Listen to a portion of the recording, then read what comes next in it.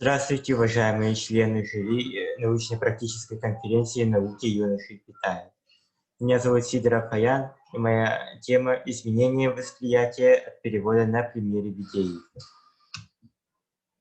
Актуальность данного исследования состоит в том, что видеоигры постепенно из примитивных развлечений, проверяющих игроков на скорость реакции, превратились в довольно сложные произведения. Изначально же переводить было в видеоиграх особо нечего. Главное меню и остальной текст вроде гейм-овер. Но со временем в играх появились диалоги, описание предметов, другие тексты, которые переводить было гораздо сложнее. Крупнейшие издательства, занимающиеся переводами и распространением видеоигр в России, регулярно подвергались критике игрового сообщества в связи с каждым русифицированным ими проектом. Даже одна неверно переведенная фраза или маленький лям способны разрушить сложные драматичные сцены. Почему такое происходит и как переводчики с этим борются, в этом мы видим актуальность нашего исследования. Цель исследования – изучить перевод текстов рассматриваемых игр с английского на русский и с русского на английский языки в рамках локализации средств сохранения выразительности, оценки степени адекватности перевода, выявления ошибок и неточностей.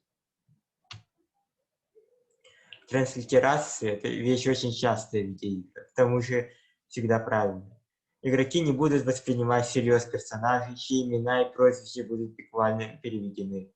Жестокому ветерану войны Джекету из Hotline Miami не подойдет его переведенное прозвище, которое станет простой курткой, или Джонни Сильверхенду из Cyberpunk 2077, чью фамилию нужно оставить нетронутым. И вот Джонни Серебряная Рука могли бы назвать персонажа из стимпанк произведения, но никак не персонажа, который живет в антиутопичном мире в будущем.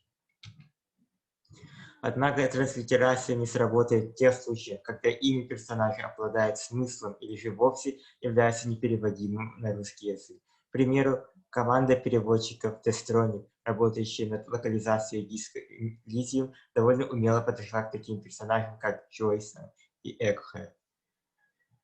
Полное имя героини, подписанное в интерфейсе как Джойс или Джойс, что дословно означает ликовать. Отталкиваясь от приторного Rejoice в оригинале, мы сочинили отраду и усладу.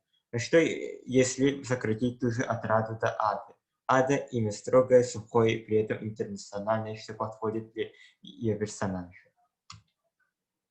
При этом темы для бесед диска Elysium сложны. Политика, расовая теория, метафизика, музыкальные направления, технические особенности выдуманных технологий, идеологии и также детально продуманная география вымышленного мира.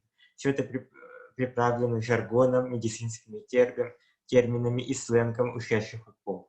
Среди местных полицейских есть негласные соревнования крутости. Первый раз о нем упоминается как «cop-off» на манер stand-off, что означает дуэль. В переводе это назвали участковой бодаловкой, что тоже подходит.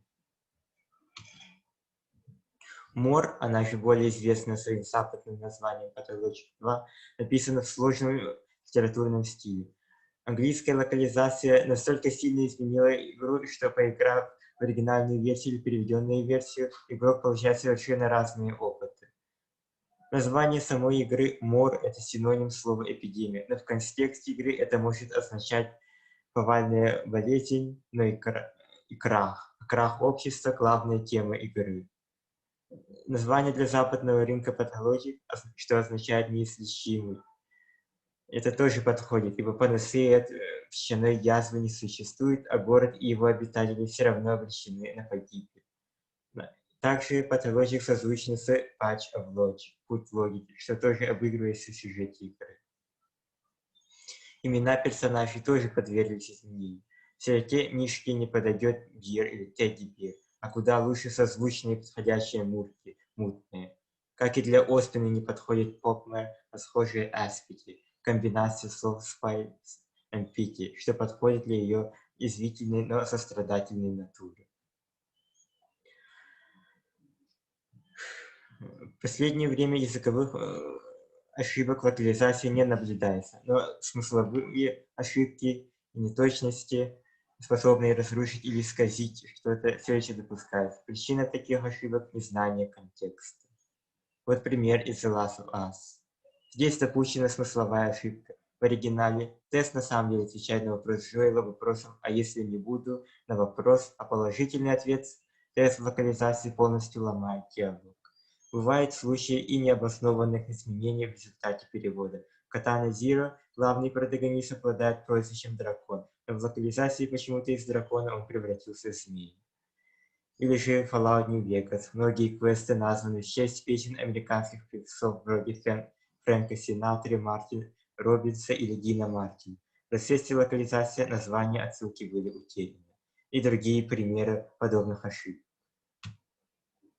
В завершение хотелось бы отметить, что избежать ошибок и изменений при переводе видеоигр невозможно, но свести их к минимуму всегда возможно, и для этого требуется не только талант и мастерство переводчика, но и умение прочувствовать текст оригинала.